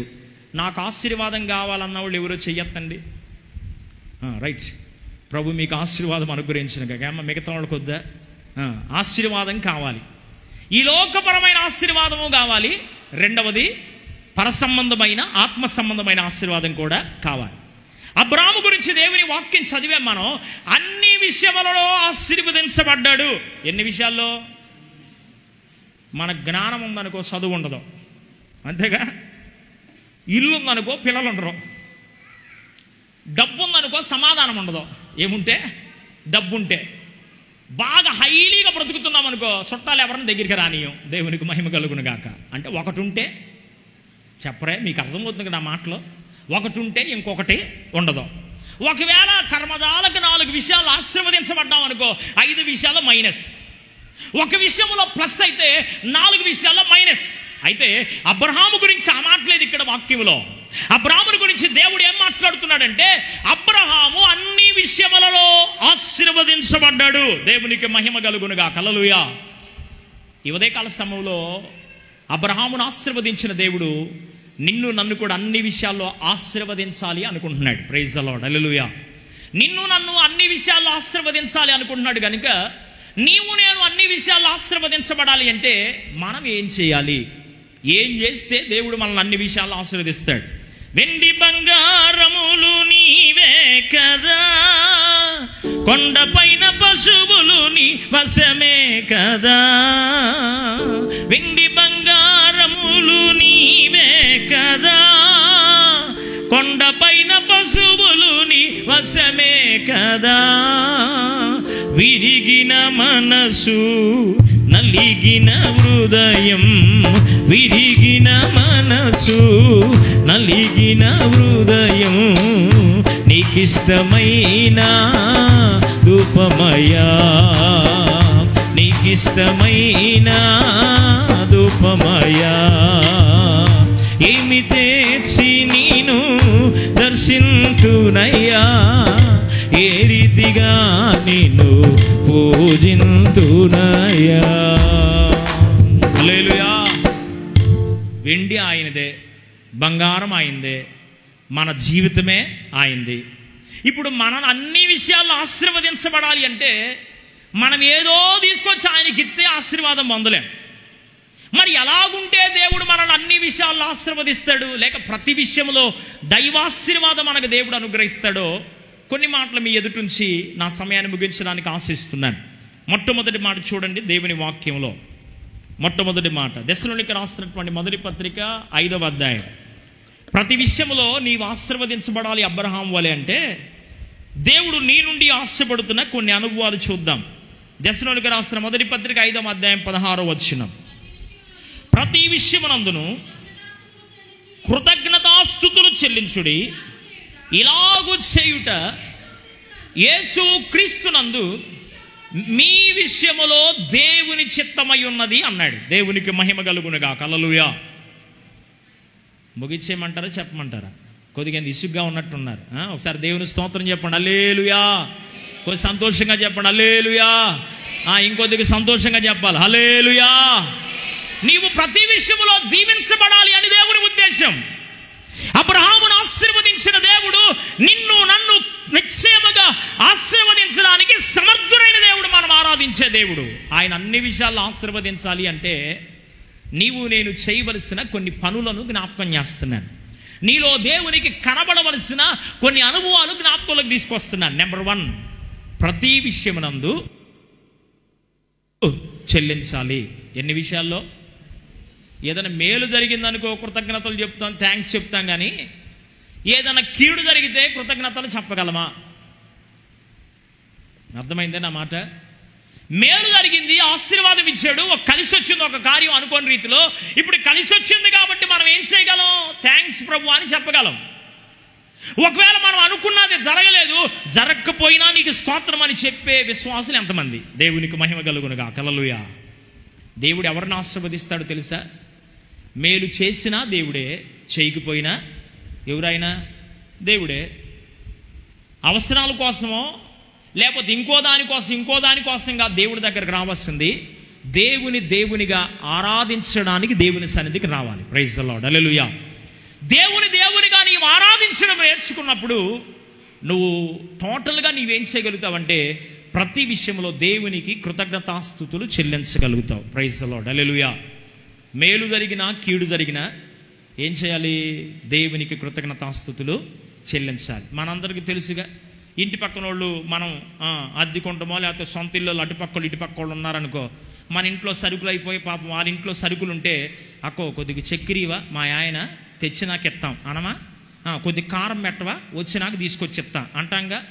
ఇప్పుడు అన్నప్పుడు వాళ్ళు ఏ గ్లాస్తో అయితే ఇచ్చారో మళ్ళీ ఇచ్చేటప్పుడు మనం ఏం చెప్తాం? వాళ్ళకి వచ్చిరా అని ఇంగ్లీష్తో థ్యాంక్స్ అంటలా, దేవునికి స్తోత్రం అంటామా? అంటాంగా. వందనాలు అని చెప్తారు. అబ్బే వందనాలు ఏం చెప్పరు, థ్యాంక్స్ అంటారు కొద్దిగా అఫీషియల్గా ఉండటానికి. అరే మనిషి సహాయం చేస్తేనే థ్యాంక్స్ అని చెప్తుంటే, నిన్ను పోషించే దేవుడు, నడిపించే దేవుడు, ఆదరించే దేవుడు, బలపరిచే దేవుడు, కృప చూపే దేవుడు, నీవు పడిపోతుంటే నిలబెట్టే దేవుని సన్నిధిలో నువ్వు ప్రతిరోజు కృతజ్ఞతాస్తుతులు చెల్లించలేవా? దేవుని స్తుతించలేవా? నిన్ను స్తుతించిన చాలు నా బ్రతుకు దినములో, నిన్ను పొగాడినా చాలు నా గుండె గుడిలో, నిన్ను స్తుతించిన చాలు నా బ్రతుకు దినములో, నిన్ను పొగాడినా చాలు నా గుండె గుడిలో. చప్పట్లు కొట్టొచ్చుగా. ఉన్నా లేకున్నా నా స్థితిగతులే మారినా, ఉన్నా లేకున్నా నా స్థితిగతులే మారినా, నీ సన్నిధిలో ఆనందించే భాగ్యమున్న చాలు, నీ సన్నిధిలో ఆనందించే భాగ్యమున్న చాలు, నిన్ను స్తుతించిన చాలు నా బ్రతుకు దినములో, నిన్ను పొగాడినా చాలు నా గుండె గుడిలో. హల్లెలూయా. దేవుని మనము స్తుతిస్తూ ఉంటే, స్తుతి పైకి వెళుతూ ఉంటే ఆశీర్వాదాలు కిందకి దిగి వస్తూ ఉంటాయి. Praise the Lord. హల్లెలూయా. స్తుతి చేయడం శ్రేయస్కరం. స్తుతించడానికే కదా దేవుడు మనల్ని స్తుతించింది, అవునా? నీవు స్తుతిని జీవితంలో చేస్తూ ఉంటే నీకే ఆశీర్వాదము కావాలి అన్నా, దేవునికి థ్యాంక్స్ చెప్తుంటే, వందనాలు ప్రభు అని చెప్తుంటే, ఒకవేళ నీకు ప్రార్థన చేయడం రాకపోవచ్చేమో కానీ ఉదయాన్నే లేచి మోకరించి, అయ్యా నన్ను బ్రతికించేవు నీకు వందనాలు, జీవం ఇచ్చేవు నీకు వందనాలు, కాపాడేవు నీకు వందనాలు, ఆరోగ్యం ఇచ్చేవు నీకు వందనాలు, నా కుటుంబానికి క్షేమముగా ఉంచేవు నీకు వందనాలని ప్రభువుకి కృతజ్ఞతాస్తుతులు చెల్లిస్తుంటే ఆ స్తుతి నిన్ను అన్ని విషయములో ఆశీర్వదించడానికి సహాయపడ సాధ్యపడగలదని చెప్తున్నాను. దేవునికి మహిమ కలుగునుగా. హల్లెలూయా. రెండో మాట చూద్దాం. దేవుని వాక్యములో దినవృత్తాంతముల 2వ గ్రంథం, దినవృత్తాంతముల 2వ గ్రంథం 31వ అధ్యాయము 21వ వచనం. అక్కడ 31వ అధ్యాయం 21వ వచనంలో హిజ్కియా అనే రాజు మనకు కనబడతాడు. ఎవరైనా హిజ్కియా. ఈ హిజ్కియా అంట హృదయపూర్వకంగా తనకు ఏది దేవుడు అప్పగించాడో దానిని హృదయపూర్వకంగా జరిగించేవాడంట. ఎలా జరిగించేవాడు? కొంతమంది ఉంటారు, నేను అప్పుడప్పుడు చెప్తుంటాను, పరిచర్య వేరు పని వేరు. పరిచర్య వేరు పని వేరు. నాకు తెలిసిన భాషలో నా 25 సంవత్సరాల అనుభవంలో మరి నాకు తెలిసింది నేను చెప్తున్నాను. ఒకవేళ తప్పైతే ఏమనుకోబాకండి. పని అంటే చెప్తే చేసేది పని, అవునా? ఇదిగో ఈ మైకులు కట్టాలి, ఇదిగో ఈ డ్రమ్స్ వాయించాలి, ఈ ఫ్యాన్ స్విచ్లు వేయాలి, మందిరం కడగాలి, ఇది పని. చెప్తే చేసేదాన్ని పని అంటారు. పరిచర్య అది కాదు.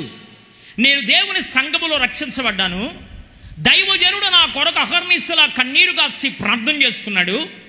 నా దేవుని పని ఎవరు చేసినా చేయకపోయినా నాకు అప్పగించబడిన బాధ్యత నేను నిర్వర్తించాలి. ఏదో పాస్టర్ గారు పిలిస్తేనో లేకపోతే దేవసుందరదాస్ గారు పిలిస్తేనో నేను వెళ్ళి చేయడం కాదు, నా బాధ్యతగా నేను చెయ్యాలి అని చేసేదాన్ని పరిచర్య అంటారు. దేవునికి మహిమ కలుగునుగా. హల్లెలూయా.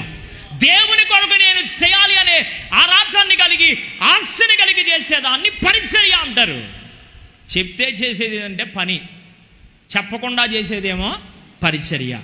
కనుక మనకు పూర్వకముగా హిజ్కియా గురించి దేవుడు ఏం చెప్తున్నాడు అంటే, దేవుడు తనకు అప్పగించబడిన మందిరపు పని విషయంలో 2వ దినవృత్తాంతముల గ్రంథం 29వ అధ్యాయంలో మీరు చూస్తే మొదటి నెల మొదటి సంవత్సరం మొదటి రోజున తన తండ్రి దేవునికి అవిధేయకరమైనటువంటి దేవతా స్తంభాలను నిలబెట్టి దేవుని సన్నిధిని పాడు చేసి దేవుని మందిరాలు మూసివేస్తే, హిజ్కియా ఏమో మొదటి నెల మొదటి సంవత్సరం మొదటి రోజున దేవుని మందిరపు తలుపులను తెరచి అందులో ఉన్న నిషిద్ధమైన వస్తువులన్నిటిని ఎత్తి కిద్రోను వాగులో పడవేశాడని దేవుని వాక్యం చెప్తుంది. Praise the Lord. హల్లెలూయా.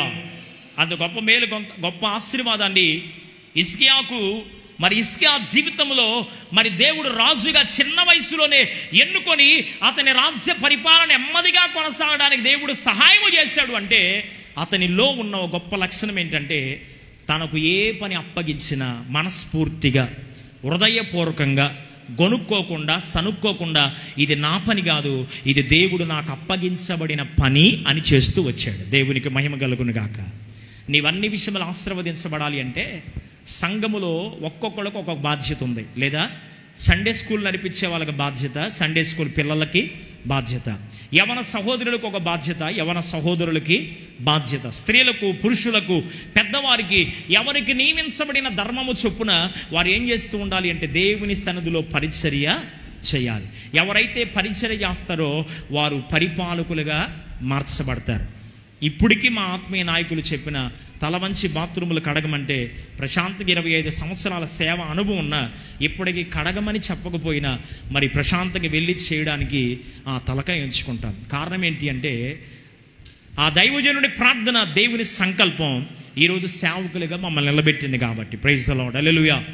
ఎన్ని పనులు చేస్తూ వచ్చామో, ఎంత పరిచర్య దేవుని సన్నిధిలో చేసామో ఈరోజు దైవ సేవకులు అవేంతగా దైవ ఆశీర్వాదం చేత దేవుడు మమ్మల్ని నింపాడు. Praise the Lord. హల్లెలూయా.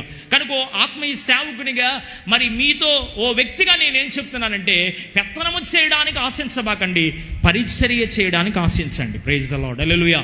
దేవుడు నీకేం అప్పగించాడో దానిలో పరిచర్య చేయడానికి నీవు ఆశిస్తే, ఒకవేళ చేస్తున్నటువంటి సేవకుడు ఒకవేళ నిన్ను పట్టించుకోకపోయినా దేవుడు ఒక దినాన నిన్ను జ్ఞాపకం చేసుకుంటాడు.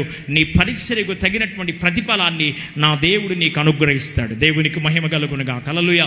ఒకవేళ నీవు పరిచర్య చేస్తుంటే పక్కనున్న వారు హీనంగా మాట్లాడొచ్చేమో, వీళ్ళే వచ్చారు, వీళ్ళే చేస్తున్నారు, పరిచర్య సూటిపోటి మాట్లాడొచ్చేమో అన్నా నువ్వేం పట్టించుకోబాక.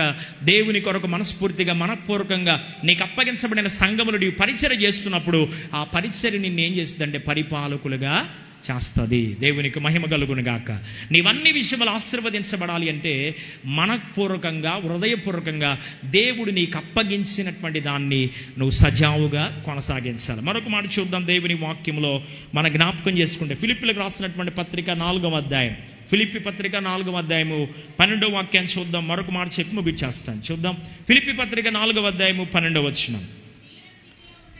దీన స్థితిలో ఉండ ఎరుగుదును, సంపన్న స్థితిలో నేను ఉండెరుగుదును, ప్రతి విషయములోను అన్ని కార్యములలోను కడుపు నిండి ఉండుటకును, ఆకలి కొని ఉండుటకును, సమృద్ధి కలిగి ఉండుటకును, లేమిలో ఉండుటకును నేర్చుకొని ఉన్నాను అన్నాడు. దేవునికి మహిమ కలుగునుగా. హల్లెలూయా. అపోస్తలుడైనటువంటి పౌలు గారు ఇప్పుడు 21వ శతాబ్దంలో ఉన్నాం మనం. ఎన్నో శతాబ్దం ఇది? 21. మొదటి శతాబ్దంలోనే ద గ్రేట్ మిలీనియర్ పౌలు, కోట్ల ఆస్తికి అధిపతి, తన ఇంటినే దేవుని సేవ కొరకు సమర్పించినటువంటి ఓ బలమైన ఆత్మీయ నాయకుడు, 14 పత్రికలు విశ్వాసులను ప్రజలను బలపరుస్తూ మాట్లాడినటువంటి ఒక గొప్ప దైవజనుడు. ఆయన ఏమంటున్నాడు అంటే, సంపన్న స్థితిలో ఉండడం నాకు తెలుసు, లేమి స్థితిలో ఉండడం కూడా నాకు తెలుసు, కడుపు కారడము తెలుసు, కడుపు నిండి ఉండడం కూడా తెలుసు, దీన స్థితిలో ఉండడం నాకు తెలుసు, దరిద్ర స్థితిలో ఉండడం కూడా నాకు తెలుసు అంటూ నేను ప్రతి విషయాన్ని అనుభవపూర్వకంగా తెలుసుకున్నాను. అదేంటి అంటే, నేను ఏ స్థితిలో ఉన్నా తృప్తి కలిగి ఉన్నాను అన్నాడు. దేవునికి మహిమ కలుగునుగా. హల్లెలూయా. ఈరోజు కుటుంబాలలో కానీ, సంఘాలలో కానీ, వ్యక్తిగత జీవితాల్లో కానీ కొదువైపోయిన ఒక ప్రాముఖ్యమైన అనుభవం ఏంటంటే తృప్తి లేని జీవితం. కొంతమందికి ఎంత తిన్నా చెప్పరే, అప్పుడే తింటారు, అనేదాకా తిన్నా మళ్ళా తినాలనిపించింది. కొంతమంది డబ్బు ఎంత సంపాదించినా అబ్బే తృప్తి లేనే లేదు.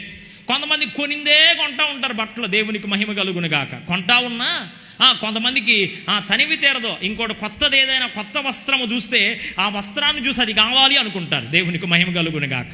కొంతమంది ఓ చిన్న ఇల్లు మరి కట్టుకోవడానికి దేవుడు కృపనిస్తే అంతట తాగదు, దీన్ని కొద్దిగా రీమోడల్ చేసుకోవాలి, దీన్ని కొద్దిగా పెద్దది చేసుకోవాలి. క్రైస్తవులకు ఉండవలసిన ప్రాముఖ్యమైన లక్షణం ఏంటి అంటే, నీవు ఏ స్థితిలో ఉన్నావో ఆ స్థితిలో తృప్తి కలిగి బ్రతకడం నేర్చుకోవాలి. Praise the Lord. హల్లెలూయా. నా అనుభవాన్ని బట్టి నేను చెప్తున్నాను, అందని వాటందైనను గొప్ప వాటి అందైన నా మనస్సు నిలుపుకోవట్లేదని దావీదు అన్నాడు. 37వ కీర్తన అనుకుంటాను అక్కడ మాట్లాడుతూ, అందని వాటి యందు గొప్ప వాటి యందు మన మనస్సు నిలుపుకోకూడదు. కానీ ఎక్కడుండాలి అంటే, నీవు ఏ స్థితిలో ఉన్నావో ఆ స్థితిలో తృప్తి కలిగిన జీవితం జీవిస్తే అన్ని విషయాలలో దేవుడు నిన్ను ఆశీర్వదిస్తాడు. Praise the Lord. హల్లెలూయా. నీవు ఆశీర్వదించబడాలి అంటే మూడవ అనుభవం ఏంటి అంటే, నీ వ్యక్తిగత ఆత్మీయ జీవితంలో ఏ స్థితిలో ఉన్నా, అంటే లోకపరమైన విషయాల్లో తృప్తి కలిగి బ్రతకాలి, కానీ ఆత్మీయ జీవితంలో తృప్తి ఉండకూడదు. ఆత్మీయ జీవితంలో ఆరాటం ఉండాలి, పోరాటం ఉండాలి. ఆత్మీయ జీవితంలో ఇంకా ఇంకా ఇంకా ఇంకా దేవునితో అత్యధికంగా నేను ఎదగాలనే తపన ఉండాలి. ఆత్మీయ జీవితంలో ఈ లోక సంబంధమైన తినడంలో, ఉండడంలో, కట్టుకోవడంలో, నివాస స్థలాల విషయంలో, ఈ లోకపరమైన వాటిలో తృప్తి ఉండొచ్చు, కానీ దేవుని సేవ విషయంలో, ఆత్మలు సంపాదించే విషయంలో, దేవుని కొరకు త్యాగము చేసే విషయంలో, దేవునికి ఇచ్చే విషయంలో, దేవుని యొక్క కార్యాల విషయంలో ఏముండకూడదంటే తృప్తి ఉండకూడదు. ఇంకా ఇవ్వాలి, ఇంకా పెట్టాలి, ఇంకా దేవుని కొరకు చేయాలి, ఇంకా దేవుని కొరకు నేను ప్రయాసపడాలి, ఇంకా దేవుని కొరకు నేను చేయాలి అనే తపనతో విశ్వాసులు మరి కొనసాగాలి. దైవజనులు కూడా అలా కొనసాగాలి. దేవునికి మహిమ కలుగును గాక. మీకు నేను ఒక చిన్న మాట అడుగుతాను. గొర్రెలకు అంటయ్యా, కాపరి గొర్రెలకు అంటాడా? వినపడిందా? నాకు పెద్దగా ఇంగ్లీష్ కూడా రాదు మాట్లాడడానికి. చెప్పరా అమ్మా? గొర్రెలకు అంటయ్యా, కాపరి గొర్రెలకు అంటాడా? ఎవరు కనాలి? గొర్రెలు కనాలి. ఇప్పుడు గొర్రెలకు ఆహారాన్ని ఇచ్చి కాపాడి వాటిని మేపే బాధ్యత మాత్రమే దైవజనుడిది. దేవునికి మహిమ కలుగునుగా. హల్లెలూయా. ఇప్పుడు ఫలానా మందిరానికి వెళ్తున్నాం, అక్కడ ఆత్మ సంబంధమైన ఆహారం బాగా దొరుకుతుంది అని ఎవరు చెప్పాలి? మా డబ్బా మేము కొట్టుకోకూడదు, అసలు మా దగ్గర రండి, మా దగ్గర అసలు మేము చెప్తే ఉపయోగం ఏమీ లేదు. ఎవరు చెప్పాలి? దేవుని మందిరానికి వచ్చి దేవుని వాక్యాన్ని విని బలపరచబడుతున్న నీవు ఎదుటి వ్యక్తికి చెప్పగలగాలి. ఇక్కడ కూర్చున్న మనం కనీసం సంవత్సరానికి ఒక ఆత్మనైనా తేగలిగితే, సంవత్సరానికి ఒక ఆత్మనైనా తేగలిగితే ఇంకా మందిరం పెద్ద చేయాలి. దేవునికి మహిమ కలుగునుగా. హల్లెలూయా. ఇంకా మందిరాన్ని పెద్ద చేసుకోవాలి. సంవత్సరానికి ఒక ఆత్మ. సంవత్సరానికి టార్గెట్ చేసుకుంటాంగా మనం. సంవత్సరానికి బడ్జెట్ ఎంత,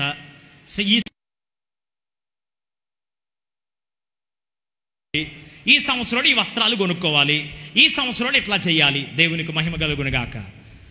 నేను మీకంటే గొప్పవాడిని అని చెప్పలేదు, కానీ నాకు నేనేమనుకుంటానంటే, నేను పెద్దగా కొనుక్కోవడానికి ఇష్టపడను, నేను పెద్దగా ఎవరన్నా ఇచ్చిన వేసుకోవడమే తప్పితే నాకు నేనుగా ఏదైనా తినాలి అన్నా తాగాలన్నా ఆలోచిస్తాను. ఎందుకంటే నాకు ఇచ్చే రూపాయి నా కుటుంబం కొరకు బ్రతకాలి, ఇంకా మిగిలితే మరి దేవుని పని కొరకు కొంత శాతం మరి దశమ భాగం తీయగా కొంత శాతం దేవుని పని కొరకు నేను ఖర్చు పెట్టాలనే ఆ తపన ఆశతో నేను నా నోరు కట్టుకుంటాను, నా కడుపు మార్చుకుంటాను.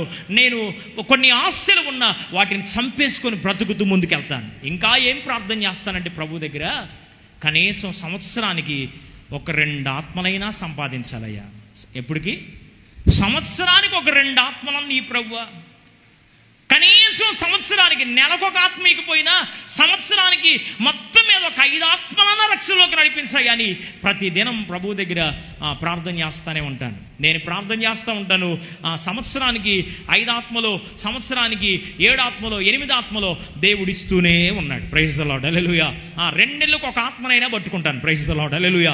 కారణం ఏంటి అంటే తృప్తి కలిగి నేను ఉన్నాను కనుక, నా దేవుని కొరకు ఖర్చు పెడుతున్నాను కనుక, మరి నా దేవుని పని కొరకు నేను శ్రమ పడుతున్నాను కనుక నిశ్చయముగా దేవుని పనిలో కూడా అట్టి ఆశ, ఆరాటం, దేవునిలో తృప్తి కలిగినటువంటి మరి ఆశ కలిగినటువంటి జీవిగా నేను జీవిస్తున్నాను కనుక ప్రభు ఆ కార్యాన్ని చేస్తూ వస్తున్నాడు. చివరి మాట చెప్పేసి ముగిచ్చేస్తాను. దేవుని వాక్యములో మనం గమనించినప్పుడు పరిశుద్ధ గ్రంథమైన బైబిల్లో మనం చూస్తే ఫిలిప్పీ పత్రిక 4వ అధ్యాయం 6వ వచనం, అలాగే కొలసలకు రాసిన పత్రిక 4వ అధ్యాయం 12వ వచనం. ఫిలిప్పీ 4:6లో ఉంది, ప్రతి విషయమును దేవునికి తెలియపరచండి, అప్పుడు అన్ని విషయములు ఆశీర్వదించబడతాడు అన్నాడు. ఏ విషయం అంట? ప్రతి విషయము దేవునికి తెలియపరచాలి. దేవునికి తెలియపరచడం అంటే ఏంటి? ప్రార్థన వలనే పయనము, ప్రార్థనే ప్రాకారము, ప్రార్థనే ప్రాధాన్యము, ప్రార్థన లేనిదే పరాజయం. చప్పట్లు కొడుతూ ప్రార్థన వలనే పయనము, ప్రార్థనే ప్రాకారము, ప్రార్థనే ప్రాధాన్యము, ప్రార్థన లేనిదే పరాజయం.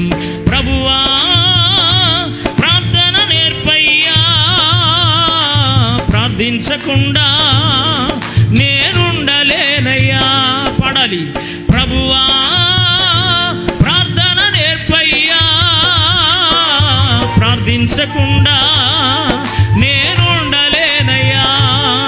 నీ పాదాలు తడపకుండా నా పయనం సాగదయ్యా, నీ పాదాలు తడపకుండా నా పయనం సాగదయ్యా. ప్రార్థన వలనే పయనము, ప్రార్థనే ప్రాకారము, ప్రార్థనే ప్రాధాన్యము, ప్రార్థన లేనిదే పరాజయం, ప్రార్థన లేనిదే పరాజయం. 4వ అనుభవం, అన్ని విషయాలలో లేక ప్రతి విషయంలో నా దేవుడు నిన్ను ఆశీర్వదించాలి అంటే నీవు ప్రతీది ఎవరికి చెప్పాలి? దేవునికి చెప్పాలి. అంటే ప్రార్థనా జీవితాన్ని కలిగి ఉండాలి. ఎవరైతే ప్రార్థనా జీవితాన్ని కాపాడుకుంటారో, ఎవరైతే దేవునికి ప్రతి విషయాన్ని తెలియపరుస్తారో అట్టి వారి జీవితాల్లో దైవ సంబంధమైన ఆశీర్వాదాన్ని దేవుడు నిశ్చయముగా అనుగ్రహిస్తారు. కొలసీ పత్రిక 4వ అధ్యాయము 12వ వచనంలో మనం చూసాం. అక్కడ ఏమనుందంటే ప్రతి విషయములో దేవుని చిత్తము ఎరిగి ప్రవర్తించాలి అన్నాడు. ఎవరి చిత్తం అంట? మన ఆలోచన కాదు పనిచేయాల్సింది. ఎవరి ఆలోచన రావాలి? జీవము కలిగిన దేవుని ఆలోచన రావాలి. ప్రతి విషయంలో ఆశీర్వదించబడడం దేవుని సంకల్పం. ప్రతి విషయంలో నీవు దీవించబడాలనేది దేవుని ఉద్దేశం. ప్రతి విషయంలో నీవు దీవించబడడం దేవుని ఉద్దేశం కనుక ఇప్పుడు ప్రతి విషయంలో నీవు ఆశీర్వదించబడాలి అంటే నిశ్చయముగా నువ్వేం చేయాలంటే దేవుని చిత్తం ఏంటో తెలుసుకోవాలి. ఎవరి చిత్తం? ప్రతి మనిషికి ఒక చిత్తం ఉంటుంది, మనస్సాక్షి ఉంటుంది. దాన్ని చిత్తము అన్నాడు. ప్రతి మనిషికి నా మనస్సాక్షి ఉన్నట్టు నీ మనస్సాక్షి ఉండదు, మీ మనస్సాక్షి ఉన్నట్టు పక్కనోళ్ళ మనస్సాక్షి ఉండదు. భర్తది ఒక మనస్సాక్షి, భార్యది ఒక మనస్సాక్షి, పిల్లలది ఒక మనస్సాక్షి, ఇంట్లో పెద్దలది ఒక మనస్సాక్షి. ఎన్ని కోట్ల ప్రజలు ప్రపంచంలో ఉన్నారో అన్ని కోట్ల మనస్తత్వాలు ఒకరి మనస్సులు ఒకరికి మ్యాచ్ అయినట్టుగా కొన్ని అనిపిస్తాయి, కానీ పూర్తిగా మ్యాచ్ ఏ మనస్సాక్షి మ్యాచ్ కాదు. కనుక మన చిత్తముగా మనం నడవడం కాదు, ఎవరి చిత్తంగా నడవాలి? దేవుని చిత్తం. ప్రతి విషయములో దేవుని చిత్తం ఎరిగి ప్రవర్తించాలి. ఏంటంట దేవుని చిత్తం? దశనుడికి రాసినటువంటి మొదటి పత్రిక 4వ అధ్యాయంలో 4వ వచనం మీరు చూస్తే పరిశుద్ధులగుటయే దేవుని చిత్తం అన్నాడు. ఏమవడం? పరిశుద్ధులు అవ్వడం. మరి కొరింథీ పత్రికలో, అలాగే ఇదే పత్రికలో 4వ అధ్యాయం 5వ వచనంలో కూడా ప్రతివాడు తన తన ఘటమును కాపాడుకోవడం ఎట్లో తెలుసుకోవడమే దేవుని చిత్తం అన్నాడు. మనం ఆరాధించే దేవుడు ఎవరంటే పరిశుద్ధుడైన దేవుడు కనుక, పరిశుద్ధుడైన దేవుని ఎదుట ఆయన నిన్ను ఆశీర్వదించాలి అంటే నువ్వు కూడా దేవుని చిత్తం ఏంటో అది తెలియగలగాలి. దేవుని చిత్తాన్ని గురించి పరిశుద్ధ గ్రంథంలో చాలా మాటలు ఉన్నాయి, ఇప్పుడు సమయం లేదు కనుక చెప్పట్లేదు.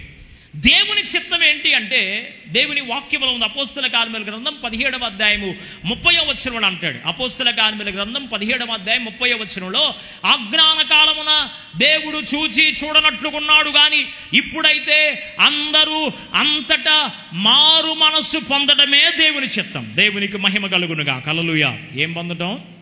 మారు మనస్సు పొందటం.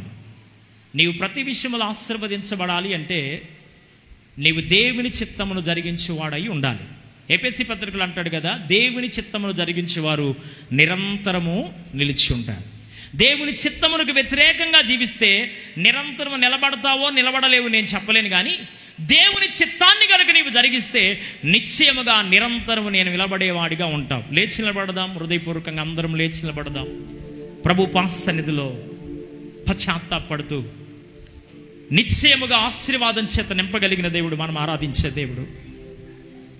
ప్రతి విషయంలో అబ్రహామును ఆశీర్వదించినట్లుగా నిన్ను నా దేవుడు ఆశీర్వదించాలనుకున్నాడు. ఈ మధ్యాహ్న కాల సమయంలో దైవ ఆశీర్వాదం చేత నువ్వు నింపబడాలి అంటే, దేవుని దీవెన చేత నువ్వు నింపబడాలి అంటే కృతజ్ఞతాస్తుతులు చెల్లించాలి అని దేవుని పాద సన్నిధిలో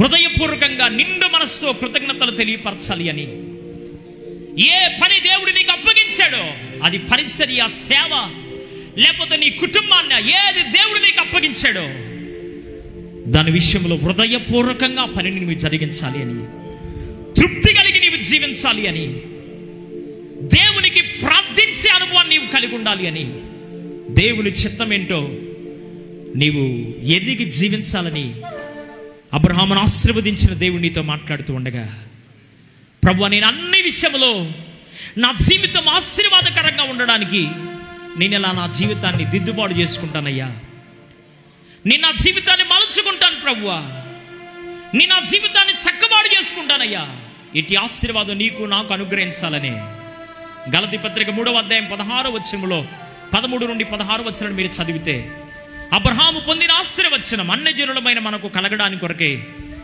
మన కోసం ఆయన శాపమైపోయాడు.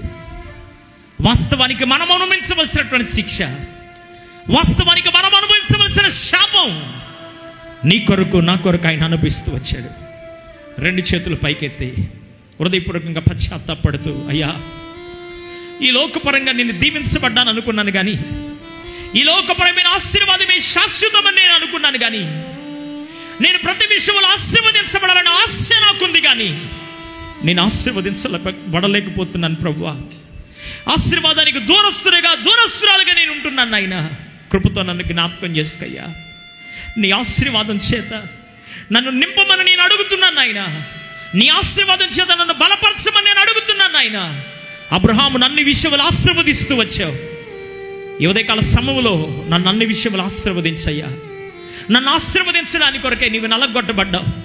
నన్ను ఆశీర్వదించడానికి కొరకై పిడిగుద్దులు గుద్దబడ్డావు. నన్ను ఆశీర్వదించడానికి కొరకై నా కొరకై నేను మోయవలసిన పాప భారాన్ని నీవు మోస్తూ వచ్చావయ్యా. నా కొరకు శాపగ్రస్తుడు అయిపోయావు ప్రభువా.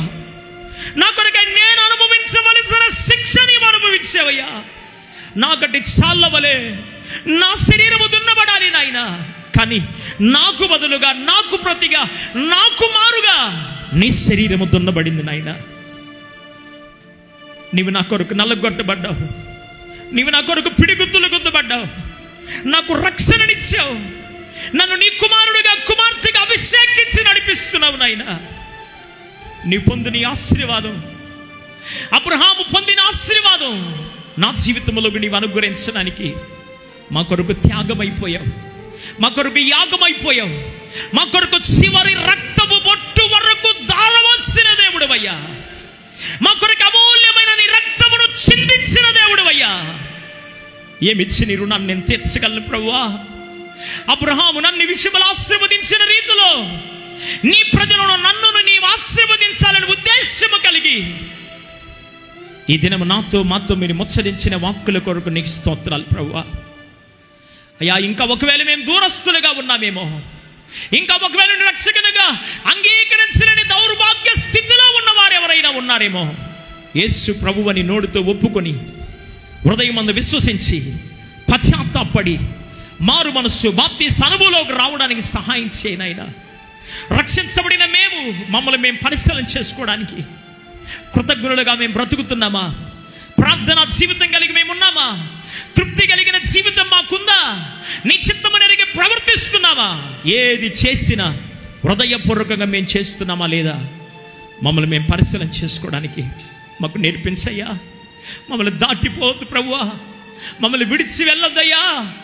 ఈ మధ్యాహ్న కాల సమయంలో ఇక్కడ నిలబడిన ప్రతి ఒక్కొక్క దైవజనుని మీరు ఆశీర్వదించండి, ఒక్కొక్క విశ్వాసిని మీరు ఆశీర్వదించండి. దాటి వెళ్ళకు నాయనా, దాటి వెళ్ళకు ప్రభువా. నైనా ఈ సేవను కొనసాగిస్తున్న నీ దాసురాలు మా సహోదరుని, వారి కుమారుడు దేవసుందర దాసును అయ్యా మీ కృప చేత నింపండి. దాటి వెళ్ళదు ప్రభువా. తండ్రి విడిచి వెళ్ళిన పరిచర్య, నీవు నీ బిడ్డలకు అప్పగించిన పరిచర్య అన్ని విధములుగా ఆశీర్వదించబడునుగాక, అన్ని విధములుగా ఫలించునుగాక, అన్ని విధములుగా అభివృద్ధి పరచబడునుగాక. ఆత్మ జ్ఞానము చేత నీ దాసును మీరు నింపండి నాయన. వాక్య ప్రత్యక్షతను నీ కుమారుడికి మీరు అనుగ్రహించండి ప్రభువా. అటు నీ దాసుని బలపరచయ్యా, మమ్మల్ని కూడా బలపరచండి ప్రభువా. హృదయపూర్వకంగా ప్రభువుని అడుగుదాం. ఒక్క నిమిషం ప్రభు పాసనదులు పశ్చాత్తాపడుతూ దేవుని దగ్గర ప్రార్థన చేద్దాం. నీవు నన్ను నేను పరిశీలన చేసుకుందాం. నీ చేతిలో రొట్టెను నేనయ్యా, వీరువు యేసయ్యా, వీరువు యేసయ్యా,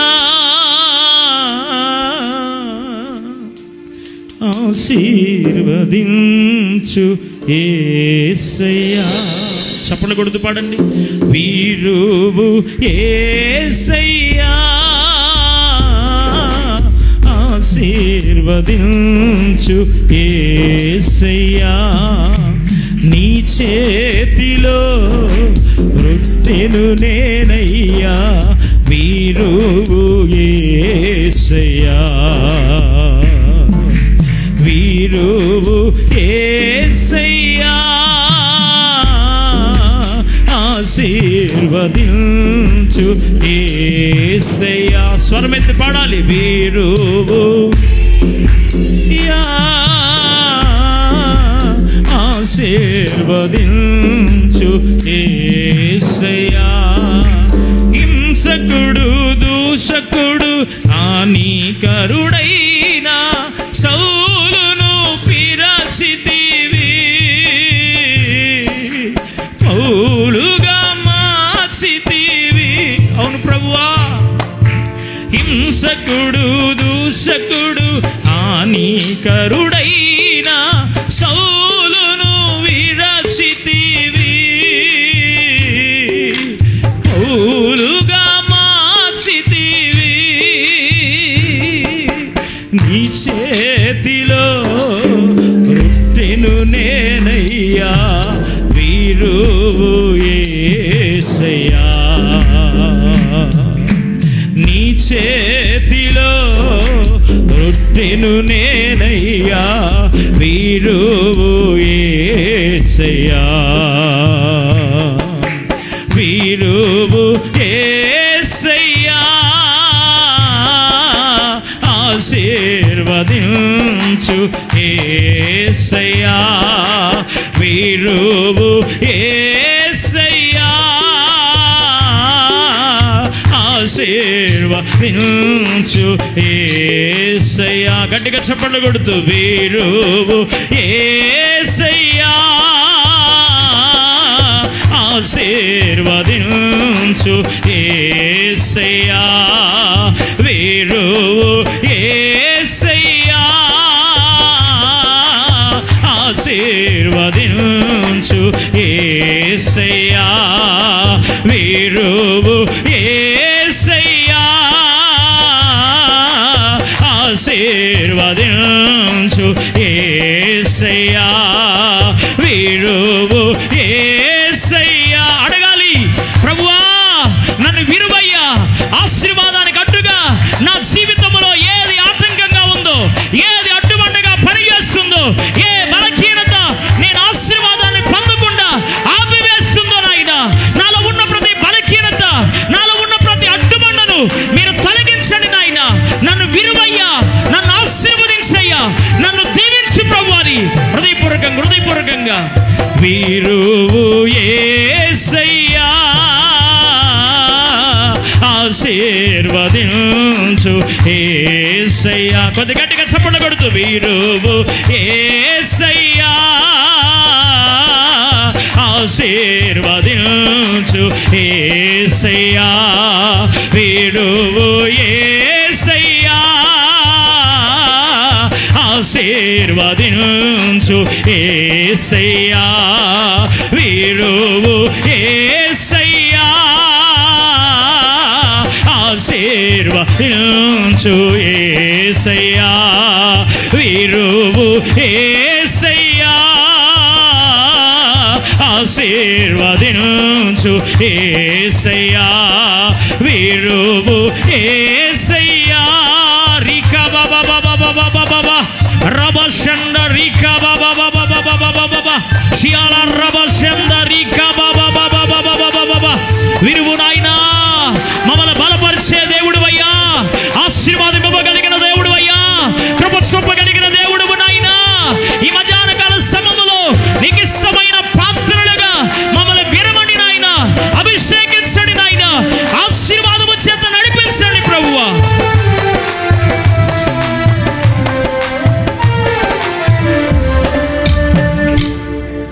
అందరూ అలాగనే ప్రార్థనలో ఉన్నాం. ఈ మధ్యాహ్న సమయంలో దేవుడు తన దాసుని నిలబెట్టుకొని, తన దాసుని ముఖాంతరముల నుండి పరిశుద్ధాత్మ దేవుడు ఈ మధ్యాహ్న సమయంలో బహుతేటగా మనతో మాట్లాడి ఉండగా, బహుసూటిగా పరిశుద్ధాత్మ దేవుడు మనతో మాట్లాడి ఉండగా, దేవుని సంగమా ఆకాశము వైపు రెండు చేతులు ఎత్తి ప్రార్థన చేద్దాం. అబ్రహామును ఆశీర్వదించిన తండ్రి, ఈ మధ్యాహ్న సమయంలో ప్రభువా, ఈ రెండవ రోజు సభలోనైనా ఈ పగటి కాల కుడికిలో నువ్వు నాతో మాట్లాడేవు ప్రభువా. దావీదు కుమారుడా, నన్ను ఆశీర్వదించయ్యా. అబ్రహామును అన్ని విషయములు ఆశీర్వదించినట్లుగా నా కుటుంబాన్ని, నా బిడ్డలను అన్ని విషయాల్లో మీరు దీవించండి అయ్యా.